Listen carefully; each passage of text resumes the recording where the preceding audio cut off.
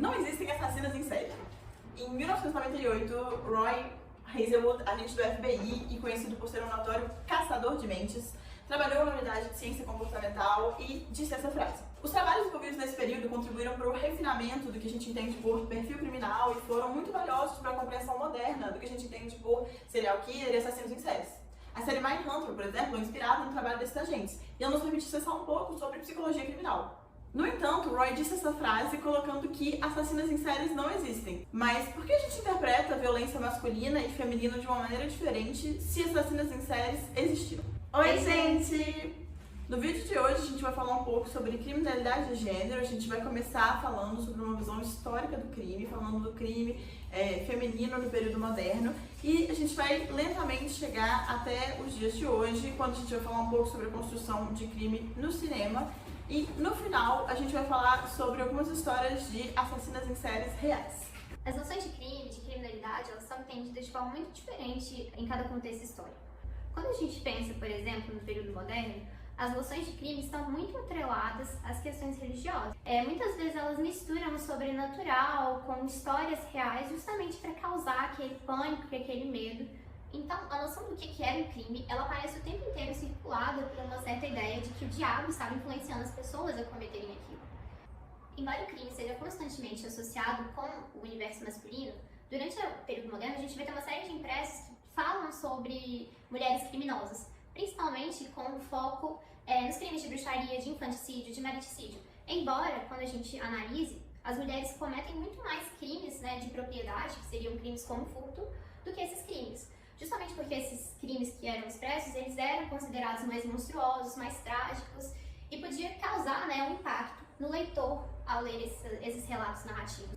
Quando a gente pensa no assassinato, por exemplo, ele era o crime mais noticiado e tinha uma interpretação geral de que as mulheres ou os homens que cometiam aquele tipo de crime, seria revelado por Deus e eles seriam devidamente punidos. Então esses impressos eles serviam muito para chocar o público leitor. Normalmente o que acontecia eram pessoas de classes ou mesmo de estratos sociais inferiores cometendo crimes contra pessoas de status sociais mais elevados. Como, por exemplo, mulheres contra homens, servos contra senhores, crianças contra os pais e assim por diante. Isso gerava uma noção de pânico e o medo de que esses tipos de crime invertessem a ordem das coisas. Todas essas representações elas servem muito para reforçar o pânico e o medo em torno de tais representações criminosas. Por exemplo, uma mulher que era considerada uma bruxa, a gente cria todo o pânico em torno dessa figura, dessa imagem, assim como uma mulher que poderia ser uma assassina. E isso principalmente porque os crimes não eram entendidos de uma forma diferente do pecado. O que criava um contexto de calamidade e sensacionalismo que tornava essas histórias possíveis. A proliferação de bruxas, por exemplo, ela era vista muito mais como um sinal da depravação das pessoas, do que de fato uma construção social, que poderia levar em conta aspectos econômicos e sociais. Então, constantemente a gente vê nessas representações sobre crimes que provavelmente, que se acreditava que Deus estava intervindo, revelava os culpados, desmascarava os crimes, e as punições, quando eram feitas, eram justamente ocasionadas pela mão de Deus. Bom, então no período moderno a gente tem essa ideia de que a submissão ao crime era visto como um caminho progressivo de comportamentos errados, que começam suavemente e vão se desenvolvendo até o estágio final de total corrupção e depravação, onde essas pessoas são temporariamente transformadas em monstros e eles abandonam a sua humanidade. A gente tem a ideia nesse período que, como as mulheres eram mais facilmente seduzidas pelas tentações diabólicas, elas deviam, por isso, ser mais culpabilizadas, elas deviam ser tratadas com mais severidade. A gente já comentou disso também em outros vídeos, quando a gente fala de como que a mulher ela é entendida como mais próxima do diabo, Então é como se o homem estivesse mais próximo de Deus e a mulher fosse naturalmente mais pecadora. E por isso ela precisaria estar em constante vigilância. E quando a gente pensa, durante esse período, muitos dos crimes cometidos pelas mulheres eram vistos como irracionais. Se um homem poderia cometer o crime de forma racional, mesmo que fosse um assassinato, que são crimes mais chocantes, as mulheres são sempre atribuídas, elas só cometem aquilo porque elas são tentadas pelo diabo, Tem sempre um ser atrás dela, ou então por atos irracionais, que ela vai estar cometendo esse tipo de crime. E aí hoje, mais pra frente do vídeo, a gente vai falar um pouco sobre algumas histórias de assassinatos. A gente usou o livro da Dark Side, Lady Killers, e a gente vai perceber que existe, de certa maneira, uma mesma manipulação desse discurso para desumanizar as mulheres criminosas. Então dizem que ela é uma mulher que fez crimes como homens, ou ela é uma mulher que nem parece humana, porque isso tudo é uma dificuldade de perceber a mulher como um personagem da violência, como se as mulheres não pudessem ser associadas a isso. Então, para eu acreditar que uma mulher fez uma coisa tão bárbara, eu preciso desumanizar ela, eu preciso desfeminilizar ela, né? Isso acontece no período moderno, isso acontece nos dias de hoje. Quando a gente olha para essas ações dessas criminosas, dentro dessa literatura de rua, a gente vai perceber o tempo inteiro que há duas representações comuns, né? Que as mulheres muitas vezes são representadas em apenas duas representações. Por outro lado, quando a gente olha para o universo masculino e para os homens criminosos, a gente tem uma multiplicidade de formas que os homens poderiam ser representados e mesmo glamorizados pelo crime, né? Como é o caso do Robin Hood. Obviamente, o Robin Hood é uma história fictícia, mas o tempo inteiro a gente tem aquela noção, né, de um homem criminoso, de um homem que está ali cometendo delitos de furto, mas que tem toda uma glorificação em torno dessa figura. E quando a gente olha, né, para as mulheres criminosas durante esse período, a gente está percebendo que tem duas representações mais comuns, né? Que é justamente a mulher irracional que está fazendo aquilo por uma tentação diabólica, né? Que a coloca em uma posição de sedução, ou a mulher maligna, que justamente está fazendo aquilo porque ela tem em si mesma essa magnitude. Então a gente está percebendo o tempo inteiro que ali durante esse período os crimes femininos eles são o tempo inteiro ligados a uma natureza irracional e que são retratados de uma forma muito mais sensacionalista do que os crimes masculinos, por exemplo. Bom, então o que acontece quando nós somos confrontados com a ideia de uma assassina em série, se a gente tem muitas vezes arquétipos femininos ligados ao sexo frágil, à sensibilidade, a uma mãe carinhosa? Em geral, a gente percebe que existe um esforço de conectar assassinas em série à luxúria em qualquer situação, mesmo que seus crimes não tenham nada a ver com isso. E os arquétipos sobre mulheres que a gente tem podem muitas vezes ser ferramentas organizacionais úteis, mas que nos acabam suprimindo de conseguir entender o feminino de outras formas. Então isso acaba reduzindo a ideia de crimes femininos devido a mitos como o mito da passividade feminina, da maternidade compulsória, como se uma mulher não pudesse internalizar a raiva, né? Que uma mulher que ela expõe isso, uma mulher que ela é agressiva, uma mulher violenta, ela às vezes é tão masculinizada que ela é entendida quase literalmente como um homem, como se uma mulher não pudesse estar exercendo esse papel de violência. E aí a gente percebe que essa tendência de afastar a mulher criminosa do feminino parece que uma única maneira de entender ela, porque a gente tem um arquétipo, um estereótipo tão grande sobre o que é e o que deveria ser o feminino, com o rosa claro, a mãe, a que cuida, a que está conectada com a natureza, com o sagrado feminino, que pra gente conseguir aceitar que uma mulher cometeu um crime violento, a gente tem que afastar ela desse estereótipo, desumanizando ela. Então existem muitos truques para minimizar a violência feminina e mascarar ela de uma outra maneira. Igual a gente viu no período moderno, por exemplo, quando a gente pensa, né, que o diabo vem como o que está atrás, regendo esses crimes, isso é uma maneira de desumanizar as mulheres. Da mesma maneira que a gente pode dizer que hoje uma mulher que comeu uma criança, ela é uma bruxa, ela é uma mulher maligna, ela é um vampiro. E uma outra maneira de fazer isso, né, é colocando elas, como a gente viu no período moderno, num local de manipulada. Como se ela não tivesse feito aqueles crimes por vontade própria, mas sim porque alguém a manipulou. E esse roteiro pode aparecer com outros nomes, né? Hoje em dia a gente pode ver, às vezes, alguém que diz que a mulher foi manipulada pelo marido, pelo amante, pelo esposo, para agir de uma determinada maneira, anulando toda a participação da mulher nessa situação. Então, quando a gente assiste séries Mindhunter, que é uma série que fala sobre psicologia criminal, a gente percebe o esforço, né, de pesquisadores profissionais desde os anos 60 e 70 para entender as razões sociais do crime. Então, o crime, ele não é algo dado, né? O que era crime no período moderno não é crime hoje em dia. Então, quando a gente vai falar de sociologia do crime, a gente pensa, né, em o que leva as pessoas a cometerem um crime pensando nessas razões sociais. E existem milhões de perguntas que a gente pode fazer, né, quando a gente vai conversar sobre criminalidade. Então, quando a gente assiste Mindhunter, a gente percebe que tem todo esse esforço para pensar o que leva os homens a cometerem crime, quais foram os gatilhos que os levaram a fazer isso de tal maneira, como que eles se comportam quando confrontados sobre o crime. Enquanto a agressividade feminina, ela é entendida de uma maneira superficial, como se não existisse uma explicação, uma psicologia, uma análise necessária para ser feita ao falarmos de criminalidade feminina, porque a gente vai reduzir aquelas mulheres a malucas ou a manipuladas.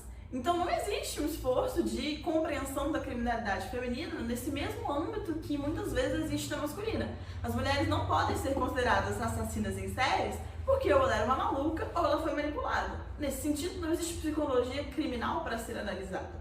Só que isso é uma redução. Isso é dizer que essas mulheres não são seres complexos e não merecem fazer parte dessa análise, porque a gente entende que elas estão presas nessas caixas de estereótipos.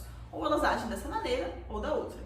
E a gente, né, fez esse vídeo justamente para tentar retirar um pouco as mulheres desse imaginário de que elas estão enfeitiçadas pelo diabo, elas são enormes pecadoras, elas são selvagens, ou de que elas são inocentadas e foram manipuladas, para discutir, né, que as representações e as mulheres criminosas, elas não eram monstros, não eram lobos, não eram homens, né, e a nossa simplificação do entendimento de uma assassina em série às vezes vem da nossa própria prisão de entendimento do que é uma mulher. A gente tem arquétipos de gênero tão forte que não nos permitem entender as mulheres assassinas de outras maneiras. Bom, e agora passando para o que vocês mais pediram, que foram as histórias de assassinas em séries reais, a gente usou o livro da Dark Side, que é o livro Lady Killers, Assassinas em Série. Ele tem a história de 14 mulheres e hoje a gente vai contar para vocês com um pouco mais de detalhe uma das histórias, que é a da Mary Ann Cotton. Então a gente vai falar sobre essa mulher, que ela nasceu em 1836, ela morreu em 1873. Ela morava na Inglaterra. Bom, e ela veio de uma família de pais adolescentes que eram pobres, que precisavam se mudar com frequência para que seu pai pudesse encontrar um trabalho. O seu pai, ele era um mineiro e quando o seu pai morre, ela se vê necessitada de ajudar no sustento da família. Então, quando ela era adolescente, ela foi professora em uma escola dominical, ela foi costureira, ela chegou a ser criada na casa de uma família rica e aos 19 anos ela se casa com o seu primeiro marido, William. Essa primeira cerimônia ela acontece escondida, possivelmente porque ela já estava grávida, o que vai se repetir depois da história dela. E após eles se casarem, o William leva a sua noiva para o que o livro da Dark Side traduz como uma favela. A gente comenta que isso é uma tradução de um termo, né, como favela é um termo brasileiro, mas a gente compreende que ela foi provavelmente para um bairro mais pobre. A Mary Ann, ela vai ter 5 filhos e todos vão morrer sem ser registrados. A gente vai comentar mais sobre as outras mortes, mas pelo que o livro descreve, aparentemente essas primeiras mortes não parecem ter sido causadas por elas, então a gente abre um parênteses aqui para falar de como a mortalidade infantil era muito alta nesse período. Então era comum que muitas crianças morrerem, principalmente pequenas. E eles precisam se mudar mais uma vez, e quando eles se estabelecem, ela tem mais 3 filhos e todos também morrem, né? Então a gente percebe que tem uma ideia de uma certa dispensabilidade das crianças, né? A gente está vendo uma mortalidade infantil muito alta, principalmente por doenças, né? E quando a gente olha para isso, obviamente a gente tem que pensar também que isso poderia causar danos psicológicos muito negativos, né, em cada uma dessas pessoas. Agora que eles estavam instalados e o marido dela, o William, estava trabalhando no navio, ele passava muito tempo no mar e ela acabava ficando sozinha e por isso ela vai se envolver com um outro homem. Ela se envolve com esse outro homem, o Joseph Natras, e a gente vai ver como ela vai acabar ficando com ele, né? Por quê? O seu marido, ele vai morrer em 1865, então o seu primeiro marido, e a causa da morte foi apresentada como febre do tifo e diarreia. A gente vai abrir um parênteses aqui para falar sobre febre do tifo e tifoide, porque as características da febre tifoide se assemelhavam muito com o envenenamento por arsênico, que é uma desculpa que ela vai usar muitas vezes nas mortes, dizendo que o filho ou o marido morreram de febre tifoide, que é diferente de tifo. Então, a única possibilidade dessas mortes serem associadas a ela é caso isso tivesse sido anotado de maneira errada, né? Porque o tifo era uma outra doença. Então, né, pelo que parece, as primeiras mortes não foram associadas a ela, mas de qualquer maneira ela foi benéfica, né? Porque ela agora estava viúva e estava livre para ficar com o outro cara que a interessava. E aí, agora que ela se encontra nessa posição de viuvez, ela decide ir atrás desse homem por quem ela se apaixonou e ela descobre que ele era casado. E aí, ao invés de ir atrás dele, ela decide voltar para sua antiga cidade e ela começa a trabalhar como enfermeira. E aí, um dos seus pacientes, George, se apaixona por ela, fica encantado com ela e quer desposá-la. E aí, durante esse primeiro casamento, a Marianne não vai engravidar, o que é uma coisa que a gente vai perceber que é incomum. Em todos os outros casamentos, ela engravidou e alguns pesquisadores levantaram hipóteses do Moore ser decepcionante na cama. A autora do livro faz um comentário muito interessante porque ela fala como esse tipo de especulação é uma especulação que acaba criando a imagem da Mary como se ela fosse uma sexual voraz, que ela tivesse incontente com o marido, que não tivesse marido e que isso fosse aparecer como uma razão para assassinar ele, né? Mas a gente não tem uma explicação, a gente percebe só essa associação, como a gente comentou, da mulher criminosa com a luxúria. 15 meses depois, esse homem vai morrer sofrendo de sintomas clássicos de envenenamento por arsênico. Diarreia, dor no estômago, formigamento nos pés e nas mãos. Bom, continuando, né, na trajetória de vida dela, depois disso ela vai ir trabalhar em uma casa, ela vai trabalhar como doméstica para um cara que tinha 5 filhos e a esposa dele tinha morrido recentemente. Ele chama James Robinson, a gente vai chamar ele de Robinson. E quando ela vai morar com esse homem, né, ele já tem 5 filhos e uma das crianças vai morrer pouco após a sua chegada, o caçula da família, pelos mesmos sintomas, né, de convulsão, mas parece que isso não prejudica a relação dela com esse homem, né, e ela fica grávida logo depois. Nesse momento, ela é chamada para cuidar de sua mãe, porque a mãe dela fica doente, e aí ela fica 9 dias na casa da mãe, depois ela volta, porque a mãe também morre. A mãe morre com convulsões, os mesmos sintomas de arsênico, que a vizinhança já acha um pouco estranho, mas ninguém desconfia dela. E aí, em abril de 1867, um pouco depois, né, ela ficou grávida em março, um mês depois, 3 crianças dessa família, dos 5 filhos desse cara, vão morrer em 10 dias. Então a gente tem um indicativo de que ela matou essas 4 crianças, sendo que 3 delas ela matou numa sequência de 10 dias. E aí, algum tempo depois, eles tiveram mais um filho junto, o Robson e a Mary, e eles começam a brigar muito um com o outro, principalmente por questões financeiras, porque ele descobre que ela fazia pequenas trapaças financeiras, ela roubava dele, ela tinha dívidas, e aí eles têm uma briga furiosa, ela fica contrariada e ela foge com o bebê. Ela foge da cidade com o bebê e algum tempo depois ela volta. Quando ela retorna para a cidade, ela decide deixar esse bebê na casa de um amigo em comum dos dois para que o pai pudesse pegar o neném de volta. Então ela também abandona essa outra criança. Então logo depois disso, né, a Mary, ela começa a se corresponder com uma amiga antiga dela, né, a Margaret, que fala do seu irmão, que era um homem viúvo que estava à procura de uma governanta. A Mary, ela vai para casa desse irmão trabalhar como governanta, que chamava Frederick, e eles acabam se casando, né? E um pouco tempo depois, essa amiga dela, a Margaret, ela também acaba falecendo. E quando ela se casa, ela se muda para a mesma cidade, que é a cidade que tinha aquele antigo amor dela, que a Gabriela já citou, né? Quando ela percebe, né, que tá na mesma cidade que esse antigo amor, ela não quer mais estar casada com esse marido. E aí vem um grande ponto, né, de transformação. Se ela tá se apoiando muito até um primeiro momento nessa mortalidade das crianças, né, que morriam de febre, usava isso como desculpa, a partir desse momento ela mata seu primeiro adulto, né? Ela mata o seu marido justamente para se casar com esse outro homem. No entanto, né, se a gente pode pensar que ela ficaria, né, que ela não cometeria mais assassinatos, ela troca esse homem por um mais rico. E aí, esse novo marido dela é o Quip Manning. Ele era um homem que ele sofria com varíola e acabou se aproximando dela por causa dos cuidados dela como enfermeira, né? E a gente percebe que ela já está sendo tratada com um olhar de desconfiança em relação à comunidade, porque ela está sendo perseguida por uma onda de assassinatos, né? Por onde ela passa, todos os filhos morrem. Bom, então a gente tem essa primeira morte masculina que a Gabi falou, que foi a morte do Frederick, que ela vai matar para poder se casar com o homem que ela queria, né, que é o Natras. Só que aí quando ela encontra esse outro homem que é mais rico, ela decide que ela quer se livrar do marido anterior, que é o Natras, e vai matar ele também por envenenamento, para poder chegar no casamento que ela queria com um homem rico, que é o Quick Manning. E aí, depois que ela acaba, né, todo esse processo de matanças, em que ela mata os filhos que ela teve com esses homens anteriormente, ela mata os 2 homens também, ela vai engravidar novamente do Quick Manning, que é esse homem mais rico, que vai ser o pai. E ela estava se preparando para se casar com esse homem, né, quando ela tem que lidar com um problema que é o seu enteado, Charles Edward, que foi o único garoto que sobrou, né, desses meninos vivos. E ela já era mal percebida pela vizinhança, pela maneira como ela tratava esse menino, ela era violenta com ele, ela machucava ele, né? E um dia ela tá conversando com um vizinho e ela dá a entender, né, de que ela vai se livrar desse menino. Ela diz que esse menino vai embora, assim como todo o resto da família Cotton. E 6 dias depois, esse menino aparece morto.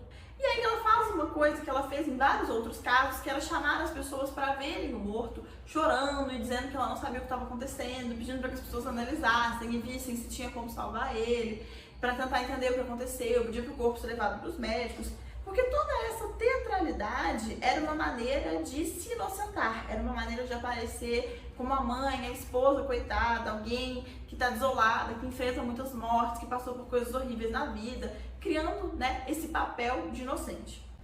Só que esse vizinho, ele foi direto na polícia para denunciar ela, tendo ouvido ela falar anteriormente que ia se desfazer desse menino. E mesmo no primeiro momento, ela tendo sido inocentada, depois o médico responsável por esse caso vai desenterrar os corpos e ele vai perceber que existia uma quantidade muito alta de arsênico no corpo desse menino. E quando ela vai presa, né, ela estava grávida e ela o tempo inteiro acaba usando, né, desses artefatos da maternidade justamente para tentar conseguir a sua inocência.